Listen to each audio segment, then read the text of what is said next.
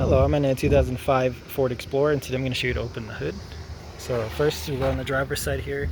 You should see a release here to pull. Here, that safety release. If there's no tension at all in here, you might need to dig behind this plastic, see if something's loose. You can even see the cable here running into it.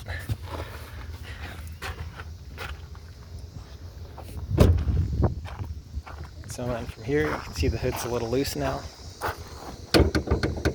Most vehicles, there's a lever somewhere towards the middle, so you have to feel around until you find it. There it is.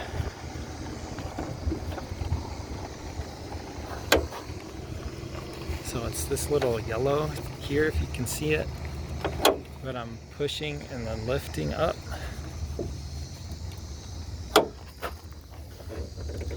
So if it's working right, these little hydraulics should hold up the hood. This is what it was hooked onto. This is that component we just pushed. If you're having issues, check for any debris in here, clean it up. Put some WD-40 in here.